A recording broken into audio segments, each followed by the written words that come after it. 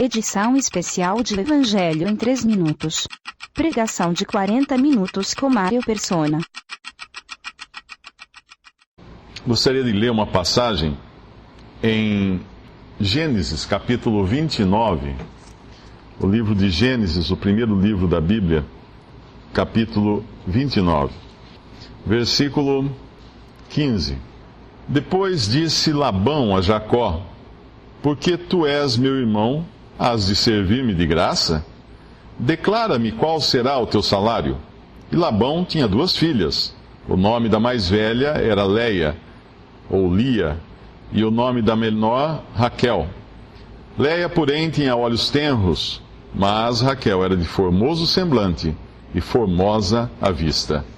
E Jacó amava Raquel, e disse: 7 anos te servirei por Raquel, tua filha menor. Então disse Labão: melhor é que eu te dê do que a dê a outro varão, fica comigo. Assim serviu Jacó 7 anos por Raquel, e foram seus olhos como poucos dias, pelo muito que a amava. E disse Jacó a Labão: dá-me minha mulher, porque meus dias são cumpridos, para que eu entre a ela. Então ajuntou Labão a todos os varões daquele lugar e fez um banquete. E aconteceu à tarde que tomou Leia, sua filha, e trouxe-lhe, e entrou a ela. E Labão deu sua serva Zilpa a Leia, sua filha, por serva. E aconteceu pela manhã ver que era Leia, pelo que disse a Labão: por que me fizeste isso? Não te tenho servido por Raquel? Por que, pois, me enganaste? E disse Labão: não se faz assim no nosso lugar, que a menor se dê antes da primogênita. Cumpre a semana desta, então te daremos também a outra, pelo serviço que ainda outros 7 anos servires comigo. E Jacó fez assim, e cumpriu a semana desta. Então lhe deu por mulher Raquel, sua filha. E Labão deu sua serva Bila por serva a Raquel, sua filha. E entrou também a Raquel, e amou também a Raquel mais do que a Leia, e serviu com ele ainda outros 7 anos. Vendo, pois, o Senhor que Leia era aborrecida, abriu a sua madre. Porém Raquel era estéril. E concebeu Leia e teve um filho, e chamou seu nome Ruben, dizendo: porque o Senhor atendeu a minha aflição, por isso agora me amará o meu marido. E concebeu outra vez e teve um filho, dizendo: porquanto o Senhor ouviu que eu era aborrecida, me deu também este. E chamou o seu nome Simeão. E concebeu outra vez e teve um filho, dizendo: agora esta vez se ajuntará meu marido comigo, porque 3 filhos lhe tenho dado. Por isso chamou o seu nome Levi. E concebeu outra vez e teve um filho, dizendo: esta vez louvarei ao Senhor. Por isso chamou o seu nome Judá, e cessou de ter filhos. A história de Jacó é uma história muito interessante, porque Jacó é brasileiro, né? O caráter dele é aquele brasileiro típico, aquele malandro que gosta de estratagemas, gosta de enganar as pessoas, gosta de levar vantagem em tudo. Quando a gente vê a vida de Jacó, ele era assim, ele era uma pessoa esperta, aquele que queria levar vantagem. E em várias ocasiões ele demonstra esse caráter dele, que é basicamente o nosso caráter, o caráter de todo ser humano. Nós somos Jacós, nós nascemos Jacós, nós temos um instinto muito grande de autopreservação, de sobrevivência, de querer furar a fila, de querer ir na frente, de querer dar um jeitinho para que as coisas pendam para o nosso lado. Assim era Jacó, assim somos nós. Nós somos assim porque nós somos pecadores. Nós nascemos de uma linhagem de pecadores. Desde quando Adão e Eva caíram em pecado, desobedeceram a Deus no Jardim do Éden, toda pessoa que nasce, ela tem em si o pecado. É como se fosse uma distorção no seu DNA, que é o pecado. E porque nós temos esse pecado em nós, nós pecamos. Ou seja, nós damos frutos que estão de acordo com essa natureza pecaminosa que nós herdamos de Adão e herdamos de Eva. Então, nós somos como Jacó, e a história de Jacó é interessantíssima, porque desse homem que Deus chama de vermezinho, numa passagem na Bíblia, o vermezinho de Jacó, desse homem tão rés, né? Tão assim, que não é o herói. Se a gente pensar assim, Jacó era um herói, não é um herói, Jacó. Tem tantos que a gente admira, né? São heróis e tal, mas Jacó não era um herói.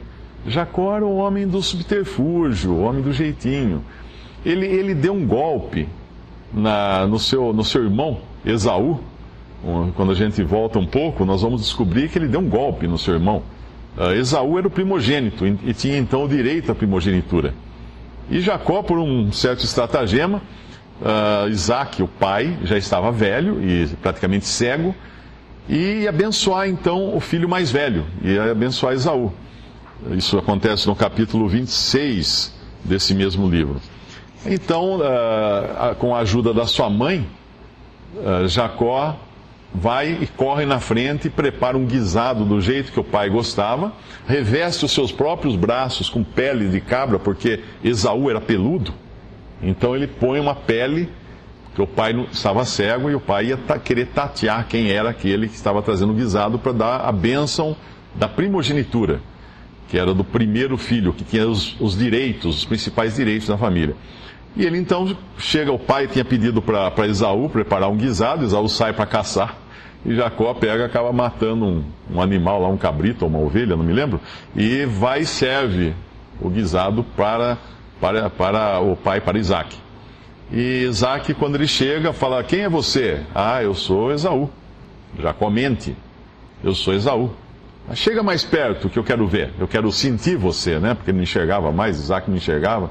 Aí ele passa as mãos nos braços de Jacó, que estão cobertos com uma pele, fala: é meu filho Esaú, porque seu braço é como pele de animais, né? Coisa assim. E então ele engana. E quando Esaú chega, ele fica muito bravo, porque a primogenitura tinha sido dada para Jacó. E ele fica muito bravo. Daí para frente há um rompimento na amizade deles, e isso dura até hoje, né? Até hoje, os povos descendentes de Jacó, que são os israelitas, os povos descendentes de Esaú, são inimigos, estão sempre em atrito. Agora, esse homem, cheio de subterfúgios, tão esperto, tão ladino, agora é a vez dele ser enganado. O enganador é enganado. Quando ele vai trabalhar para um parente dele, ele fica apaixonado por uma das filhas, por uma das suas primas, que era Raquel. E Raquel devia ser uma mulher muito bonita. Do jeito que fala aqui, no versículo 16, Labão tinha duas filhas, o nome da mais velha era Leia ou Lia. Em algumas traduções aí deve estar Lia. O nome da menor, Raquel. Leia, porém, tinha olhos tenros. Existe muita discussão sobre o que seriam esses olhos tenros. Se ela era vesga, se ela era olhos embaçados, se era meio esquisita na aparência. Mas, como faz uma comparação com Raquel, vem um mas depois. Leia, porém, tinha olhos tenros, mas Raquel era de formoso semblante, ou seja, o rosto formoso, e formosa a vista, ou seja, inteira bonita. Então, o que na verdade está dizendo aqui é que Leia era feia, Raquel era linda. É isso que está dizendo aqui. E obviamente ele se apaixona então por Raquel. E ele se apaixona tanto, a paixão dele é tão grande por Raquel, que ele faz qualquer coisa para ficar com Raquel. Quando ele propõe que quer se casar com Raquel, no versículo 20, ele serve 7 anos por Raquel. 7 anos. 7 anos era muito tempo para você adquirir uma esposa. Alguém pode pensar, mas que povo atrasado aquele. Não, esses eram costumes da época. Uma esposa era adquirida com um dote, com uma prenda que o marido dava. Até hoje, em muitos países do mundo, é assim. É assim. Nos países da África, o noivo tem que dar lá uma série de presentes, gado, roupas, joias, para poder ter o direito de casar com a noiva. E aqui ele dá um pagamento que era fora do comum, 7 anos trabalhando. Imagina trabalhar 7 anos de graça para conseguir uma esposa, para ter direito de se casar com a esposa. Era muito cara essa esposa. Mas para ele era como se fosse um dia, como se fosse... Não tinha importância. Nós vamos ver depois também que em outras ocasiões Jacó vai também fazer outras coisas aí, inclusive para enganar mais uma vez seu irmão. Mas vamos pensar um pouco, por que Jacó fazia tudo isso? Por que ele tinha que apelar, primeiro para roubar a primogenitura do seu irmão, depois para se casar com essa mulher que era lindíssima, contrariamente aos costumes da terra, que a primogênita deveria então ser dada em primeiro lugar? Por que ele faz tudo isso? Porque Jacó, a nossa semelhança, ele também vivia insatisfeito. Ele não estava contente. Jacó era uma pessoa vazia, como nós somos. Na nossa natureza, nós sempre vamos querer mais. Nós nunca vamos estar satisfeitos em ser o segundo filho, nós queremos ser o primeiro. Nós nunca estamos satisfeitos em ser o segundo lugar na escola, queremos ser o primeiro. Nós queremos casar com a mulher mais bonita, nós queremos ter o carro mais bonito, nós queremos ter o melhor emprego, nós queremos ter a casa mais bonita, os filhos mais inteligentes e mais bonitos. Tudo a gente quer ser o primeiro. Porque existe uma insatisfação no coração humano.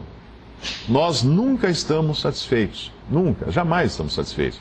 Desde que o homem caiu em pecado, e assim ele ficou separado de Deus, ele tenta preencher esse vazio, esse vácuo que deixou, que a presença de Deus deixou, ele tenta preencher com alguma coisa, para ver se assim ele vai ser feliz. O homem quer ser feliz.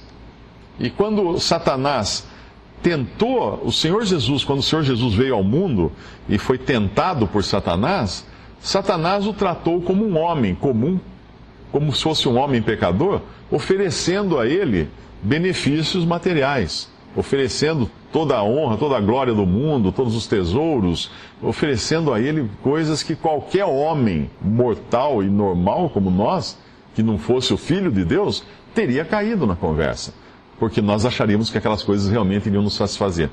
E Jacó acha. Por isso ele escolhe a mais bonita. Mas o direito à primogenitura, ou a bênção de Isaac, não foi suficiente para ele? Não foi. Na hora pode ter sido. Como nós, quando ganhamos um brinquedo novo, na hora, uau, meu brinquedo novo. Depois está lá jogado num canto e nós esquecemos. Na hora, aquela primogenitura, aquela bênção de Isaac foi importantíssima para Jacó. Mas agora, então, o que falta na vida dele? Se eu tão somente tiver a mulher mais linda do mundo para poder me casar com ela, aí eu vou ser feliz. Essa é a cabeça de Jacó. Essa é a cabeça de Jacó e essa é a cabeça de todo ser humano. Todas as pessoas acham que se conseguir um relacionamento com alguém que seja aquela pessoa especial, aí sim vai ser feliz. Basta ver que o tanto de romances, de novelas, de filmes, tudo é baseado no quê? Na ideia de que se a pessoa encontrar alguém, o par perfeito, né? Aí sim a felicidade vai ser completa. Então ele quer Raquel. Ele quer a mulher mais bonita. E eu pergunto, parece que não mudou nada a sociedade daquela época com a sociedade de hoje, né? Porque hoje também a beleza feminina é exaltada em todo lugar. As mulheres mais bonitas, elas conseguem às vezes até os melhores empregos. Elas são mais admiradas, elas ganham mais, elas sempre têm maiores oportunidades, porque elas são as mais bonitas. E fica evidente isso quando você vai numa empresa, você vê realmente isso acontecer até nas empresas, né? As chances são dadas também em função de aparência, não só de mérito, mas também em função de aparência. Temos concursos de beleza, temos uma série de coisas que são voltados para a mulher bonita. Por isso Jacó precisa, ele não pode viver sem Raquel. E ele vai então conseguir. Trabalhando 7 anos com afinco, até que ele faz uma negociação com Labão. Ele diz no versículo 18, e Jacó amava Raquel e disse, 7 anos te servirei por Raquel, tua filha menor. E Labão responde o que para ele? Tudo bem, então tá certo, fechamos. Negócio fechado. Não. Labão era mais esperto que Jacó. Então disse Labão: melhor é que eu te dê do que a dê a outro varão, fica comigo. A resposta é vaga. Ele realmente vai dar a Raquel, mas não do jeito que Jacó está esperando. E assim serviu Jacó, no versículo 20, 7 anos por Raquel, e foram seus olhos como poucos dias, pelo muito que a amava. E disse Jacó, e quando a pessoa ama muito, ela fica cega, né? E é o que está acontecendo aqui com Jacó. Ele está tão apaixonado por Raquel que ele ficou bobo. Ele vai trabalhar 7 anos de graça para ficar com Raquel. E não só isso, ele não vai enxergar o que está acontecendo. Ele vai ficar completamente cego, literalmente cego na noite de núpcias, que é o que vai acontecer. Versículo 21, e disse Jacó a Labão: dá-me minha mulher, porque meus dias são cumpridos, para que eu entre a ela. Esse entre a ela, algumas traduções falam para que eu me case com ela, mas no sentido no hebraico é literal. Ele está falando da relação sexual aqui. Ele está literalmente falando da relação sexual. Então ele quer dormir com Raquel. É isso que ele está dizendo pro Labão. E obviamente vai ter o casamento, né? Que segundo os costumes da época, no versículo 22, então ajuntou Labão a todos os varões daquele lugar e fez um banquete. Isso deve ser até algo como uma despedida de solteiro, alguma coisa assim, porque ele ajunta os varões do lugar. E obviamente esse banquete deve ter tido muito vinho, muita alegria, muita cantoria. E aí o nosso amigo Jacó vai para sua tenda, e aconteceu que à tarde Labão, portanto, tomou Leia, sua filha, a mais velha, e trouxe-lhe, entregou para Jacó. Bom, a gente precisa sempre lembrar o seguinte: Jacó aqui já devia estar bem alto, porque teve um banquete. Os banquetes eram regados a vinho, nós sabemos disso em todas as épocas, né?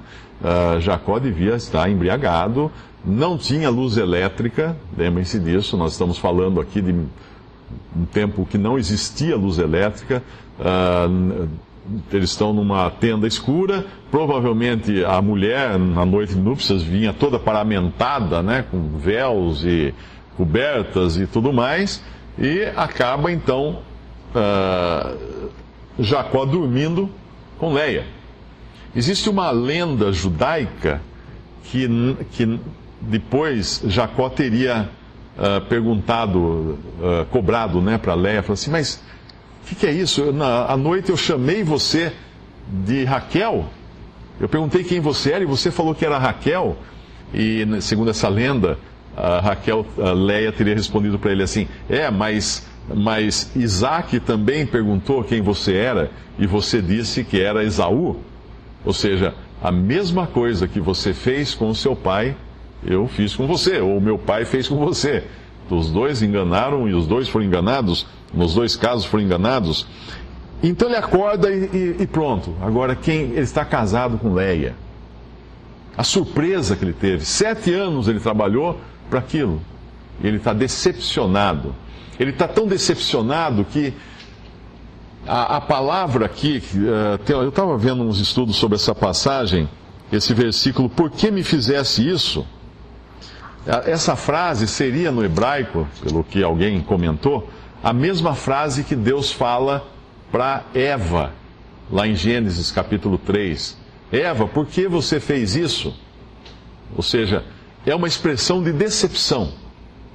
É uma expressão de decepção. Antes até de Leia decepcionar Jacó, Eva já havia decepcionado a Deus. Nós podemos imaginar, quando Deus criou o homem, obviamente Deus sabe todas as coisas, mas que afronta, que triste para Deus foi Ele ter dado tudo para o ser humano, não ter deixado faltar nada para o ser humano, e o ser humano ainda assim não estar contente com Deus e desobedecer a única ordem que Deus tinha dado. Havia uma árvore do conhecimento do bem e do mal no jardim do Éden. Deus falou assim: vocês podem comer de tudo, de todos os frutos, de todas as árvores, mas não comam desta árvore, do fruto desta árvore. Aí a serpente vem, engana Eva, E Eva vai e toma do fruto daquela árvore, justo daquela que Deus falou para não comer, come e dá para o seu marido Adão, e ele come também. E esse foi o pecado original, a queda do homem. Aconteceu ali no Jardim do Éden. E Deus responde a isso com uma decepção. Eva, o que você fez? Ah, a serpente. A serpente me deu fruto, me enganou e eu comi. Adão, o que você fez? Ah, a mulher que o Senhor me deu, que me deu para comer. Aí começou o jogo de empurra. E assim foi até hoje, assim é até hoje. Então nós temos agora aqui Jacó acordando da sua ressaca e olhando para a cara de Leia. E falando, o que você fez comigo? O que você fez comigo? Você não é aquela. E ele vai reclamar então para Labão. Versículo 25, aconteceu pela manhã, veio que era Leia, pelo que disse a Labão, por que me fizesse isso? Não te tenho servido por Raquel, por que, pois, me enganaste? E disse Labão, não se faz assim por no nosso lugar, que a menor se dê antes da primogênita. Cumpre a semana desta, então te daremos também a outra, pelo serviço que ainda outros 7 anos servires comigo. E Jacó fez assim, cumpriu a semana, devia ser o costume do casamento, havia uma semana depois do casamento, que ele ficava com seria as núpcias, né, com a Leia, e aí ele recebe então Raquel, mas com uma nota promissória de trabalhar mais 7 anos para merecê-la. E assim ele trabalhou 14 anos, na verdade, para receber Raquel. Foi o dobro do preço que ele tinha combinado de início. E passando por essa decepção com a Leia. Nós sempre queremos o melhor. Nós sempre queremos aquele carro. Quando eu tiver aquele carro, aí sim eu vou ser feliz. Quando eu fizer faculdade e pegar o meu diploma, ou antes um pouco, né? Quem não se lembra disso? Quando eu pegar minha carteira de motorista, aí minha vida vai mudar. Aí eu vou ser feliz. Aí depois você tem que levar os filhos na escola, você empurra, né? Para a esposa ou para o esposo. Vai você, vai, eu não aguento dirigir mais. Ah, mas quando eu tirar o meu diploma, aí eu vou ser feliz. Você tira o diploma, cai no mercado, não acha um emprego. Aí você começa a sonhar, mas quando eu arrumar um emprego, aí eu vou ser feliz. Aí você arruma um emprego, aí um mês depois você não aguenta mais seu chefe, seus colegas. Quando eu fizer uma pós-graduação e arrumar um emprego melhor, aí você arruma, faz a pós-graduação. E vai ser sempre assim. Quando eu me casar com aquela mulher lindíssima, aí sim, aí você se casa com a lindíssima também. E vai ser assim. Vai ser assim. Não se engane. Independente se é carro, se é casa, se é faculdade, se é emprego, você vai sempre dormir com a Raquel e acordar com a Leia. Não vai ter jeito. O dia seguinte vai ser sempre uma decepção. Nós nunca estaremos satisfeitos com as coisas que temos nesse mundo. Porque elas não preenchem o vazio que Deus deixou com a separação, quando o homem pecou, quando o homem caiu em pecado. Mas Deus, felizmente, Ele reparou esse dano. Deus reparou esse dano. Deus, ao longo dos tempos, Ele provou o homem de diversas formas, de diversas maneiras, para deixar muito claro que não haveria chance do homem encontrar o caminho de volta para o Éden, como se fosse encontrar o caminho do Shangri-La. Deus deixou muito claro. Para começar, quando o homem pecou e caiu, Deus colocou um anjo na porta, na entrada do jardim, e uma espada flamejante, uma espada que revirava, para impedir que o homem entrasse de volta no jardim do Éden, porque ele poderia ir comer de uma outra árvore, que é a árvore da vida. E assim ele não morreria mais. Ele continuaria no estado degradado do pecado, porém imortal. O que seria muito pior do que o estado atual do homem. Um homem pecador, péssimo, um estado completamente arruinado e pedindo a morte e a morte não vindo, não acontecendo. Então Deus, por misericórdia, guardou o homem disso e foi provando o homem ao longo da história até que ele decidiu entregar o seu próprio filho para pagar o pecado do homem, para criar esse caminho de volta. Só que não é exatamente o caminho de volta, porque o que Deus fez foi algo muito melhor, muito maior. até do que a primeira criação.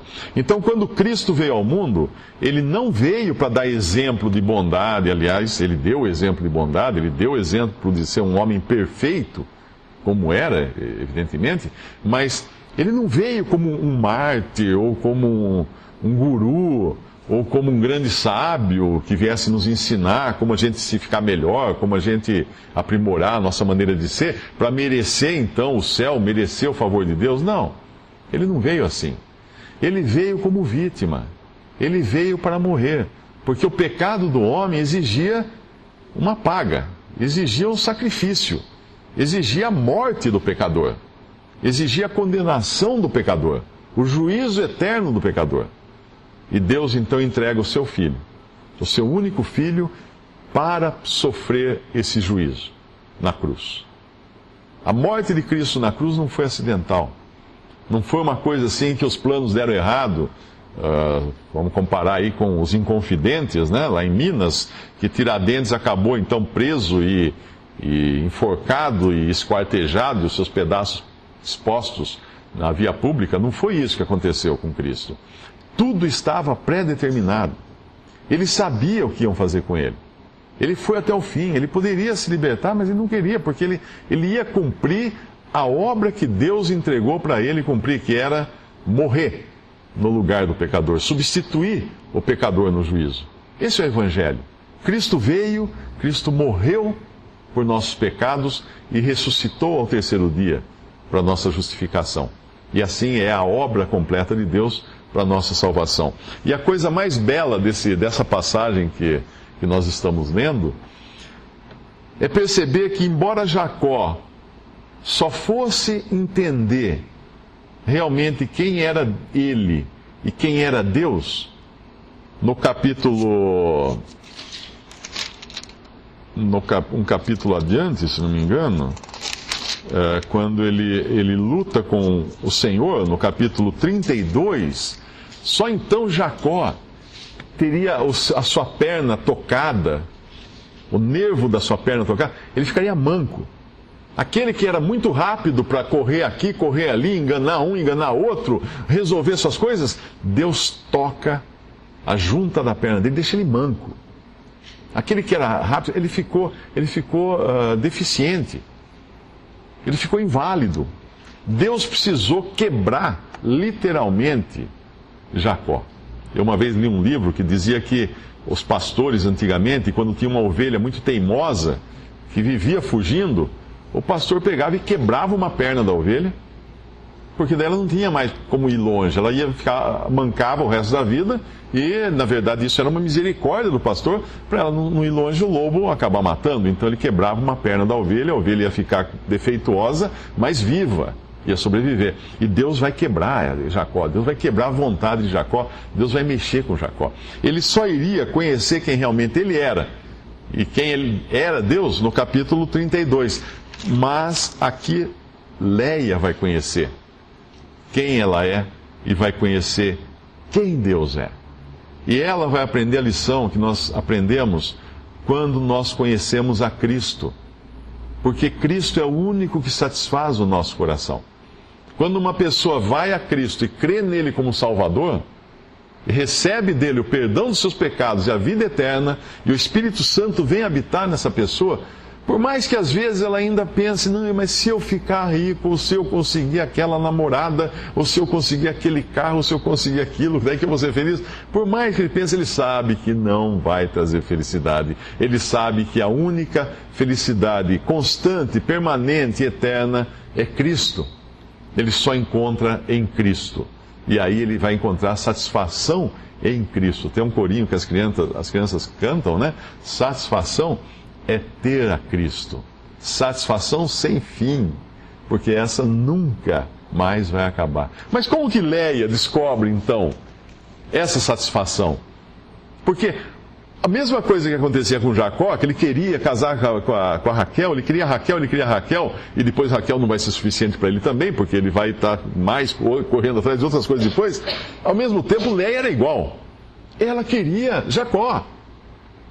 Ela queria Jacó porque ela não era amada.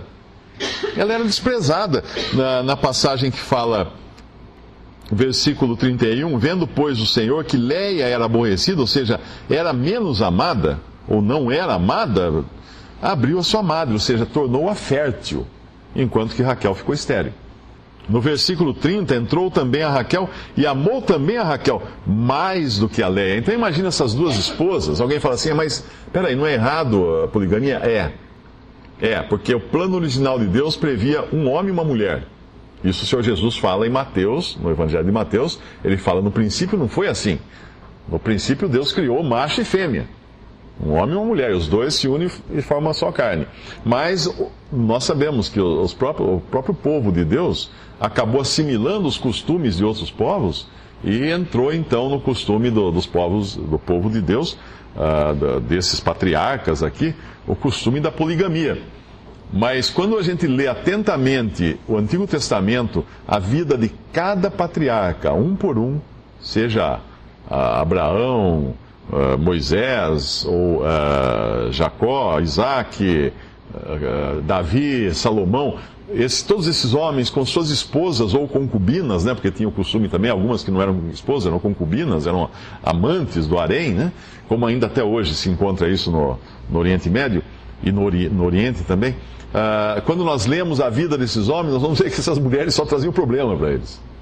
O excesso de mulheres sempre foi um problema para esses homens na Bíblia, porque não era o plano original de Deus. Não era sempre, tinha que ser um homem e uma mulher. Mas então vamos voltar aqui. Leia era a não amada, ou a menos. Então imagina as duas morando juntas naquela casa, naquela tenda, ou naquele acampamento, e Leia sempre percebendo Jacó olhando para Raquel, dando mais presente para Raquel, dando mais tempo para Raquel, agradando mais Raquel, e a Leia, a desprezada, a depreciada, a feia, aquela que ninguém quer, aquela que o pai precisou empurrar à noite, escondido, coberta de alguma coisa para o Jacó não enxergar, porque senão ele ia ficar encalhado o resto da vida. Essa era a Leia. Então ela está, coitada, desesperada. No versículo 32, ela acha que agora, ela dando muitos filhos para Jacó, ela vai ganhar um lugar de importância na vida de Jacó, porque filhos eram importantes. E concebeu Leia e teve um filho e chamou o seu nome Ruben. Agora, esses nomes são nomes hebraicos. E o nome hebraico ele tem um significado. Então nessa passagem fala o nome e fala o significado do nome. E concebeu Leia e teve um filho e chamou seu nome Ruben, dizendo, porque o Senhor atendeu a minha aflição, por isso agora me amará o meu marido. Ruben significa porque o Senhor atendeu a minha aflição. E ela achou que assim, agora o meu marido vai me amar. Agora eu dei Ruben para ele. Agora ele vai me amar. Agora ele vai me amar. Não amou. Então ela tem outro, versículo 33. Concebeu outra vez e teve um filho dizendo, porquanto o Senhor ouviu que eu era aborrecida, eu era pouco amada, me deu também este, chamou seu nome Simeão. E vai continuar, versículo 34, e concebeu outra vez e teve um filho dizendo, agora esta vez se ajuntará meu marido comigo, porque 3 filhos lhe tenho dado. Por isso chamou seu nome Levi. Ela está no caminho de Jacó. Ela acha que se ela conseguir o que ela quer, ela vai ser feliz. Enquanto isso, ela vai ser infeliz. Mas no quarto filho, ela encontra o real significado da vida. E qual é? Que não está nas coisas que nós temos, nas coisas que nós conseguimos, nas coisas pelas quais nós lutamos. Esse último filho concebeu outra vez e teve um filho dizendo, esta vez me amará o meu marido? Não. Esta vez meu marido me receberá? Não. Esta vez louvarei ao Senhor. Aqui ela encontra realmente quem é Deus, Jeová. Aqui, esse Senhor no original, louvarei Jeová. Ela está agora conhecendo quem é realmente Deus e sabe que Ele é digno de louvor e Ele lhe dá uma satisfação agora, porque o marido sumiu da cena. No quarto filho, não tem mais o marido aqui na disposição dela. Esta vez louvarei o Senhor, por isso chamou o seu nome Judá e cessou de ter filhos. E a coisa maravilhosa disso é que quando ela encontrou realmente a razão do seu viver, e ela dá o nome de Judá a esse filho, ela passa a ser uma adoradora. Ela passa a ser uma que louva o Senhor. E quando ela passa a ser uma que louva o Senhor, o mais bonito da história estava reservado para depois. Quando Jacó vai abençoar os seus filhos, em alguns capítulos à frente, ele vai dizer, ele vai nome por nome, todos os filhos que formariam depois a nação de Israel. Quando ele chega em Judá, ele fala assim: o cetro não se apartará de Judá. Judá seria aquele de onde viria o Messias. Leia é a mãe de Jesus. Claro, falando mãe em termos de linhagem, né? Mas Leia é a mãe de Jesus. Porque Deus queria trazer o seu filho ao mundo, não da bonita, não da Raquel lindíssima, não da Raquel modelo. Deus queria trazer o seu filho da feia. Porque o seu filho, vindo ao mundo, seria feio. Seria feio. Seria um que ninguém ia ligar para ele, como ninguém ligava para Leia. Seria um de olhos tenros ou baços ou qualquer coisa, como era ele, sem aparência, sem formosura. Quando nós vamos lá para Isaías, capítulo 45 de Isaías, nós vamos encontrar uma descrição desse filho, desse descendente de Leia. Isaías 53, perdão. Isaías 53, versículo 1. Quem deu crédito à nossa pregação e a quem se manifestou o braço do Senhor? Porque foi subindo como renovo perante ele e como raiz de uma terra seca, não tinha parecer nem formosura. E olhando nós para ele, como Jacó olhou para Leia, nenhuma beleza víamos para que o desejássemos. Era desse que Deus traria o Salvador do mundo. Era dessa mulher rejeitada, feia, que Deus traria o Salvador do mundo. Que Deus traria o nosso Salvador. Deus trouxe um que nós não desejaríamos. Trouxe um que não tinha nenhum atrativo para nós. É por isso que hoje, se você quiser ser salvo, se você quiser receber a salvação, o perdão dos seus pecados, você vai ter que fazer uma escolha que na realidade é contrária ao seu bom senso, é contrária ao seu bom gosto. Você vai ter que escolher Cristo, o rejeitado. Cristo, o rejeitado. Aquele que veio ao mundo e os homens rejeitaram, aquele que veio ao mundo e os homens o deixaram desfigurado, porque socaram ele, bateram nele, coroaram com uma coroa de espinho enfiada na cabeça, fizeram tudo o que quiseram fazer com ele, aquele que ninguém queria. Mas ele voltará como aquele que preenche os céus, como aquele que irá reinar nessa terra, mas antes ele voltará para buscar todos os que são seus. Quem são os seus? Os rejeitados, os enjeitados desse mundo, aqueles que não encontraram satisfação nas coisas, nas pessoas, nos lugares desse mundo. Descobriram esse vazio dentro de si e fizeram como Leia. Chegaram um momento de sua vida, pararam de buscar nas coisas a felicidade e buscaram em Deus a sua felicidade, buscaram no Senhor Jesus a sua felicidade, buscaram aquilo que faltava para completá-los em Cristo. Portanto, o convite é que hoje você faça isso, faça como Leia, louve ao Senhor, creia em Jesus como seu Salvador, receba aquele que ninguém quer, Jesus, aquele que veio ao mundo feio, aquele que veio de uma mãe, de uma ascendente feia, porque Deus sempre vai escolher as coisas feias do mundo, as coisas que nada são, para confundir as que são. Podemos dar graças a Deus. Nosso Deus e nosso Pai, nós damos graças a Ti, Pai, pelo Teu Filho Jesus, nosso Senhor, por Sua morte na cruz, esse que foi tão rejeitado, esse que ninguém quis, esse que não tinha beleza alguma. Todavia, Pai, Tu quiseste assim. Esse que desceu dos mais altos céus, se despojou de toda a sua formosura, de toda a sua beleza, para chegar aqui como servo, e como servo ir até a cruz. Pai, nós pedimos, se alguém ainda não tem a certeza da salvação eterna, se alguém ainda convive com esse vazio e ainda busca a sua felicidade em riquezas, em bens materiais, em beleza, formosura, em viagens, em qualquer coisa. Pai, tenta preencher isso, que tu possas dar a essa pessoa o mesmo que tu deste a Leia. Tu possas dar esse Judá, esse Cristo, esse que reinará para sempre. Tu possas tocar esse coração para que creia no Salvador. Pai, nós pedimos isso, confiando no Teu poder, confiando na Tua vontade de salvar e agradecendo em nome de nosso Senhor e Salvador Jesus. Amém.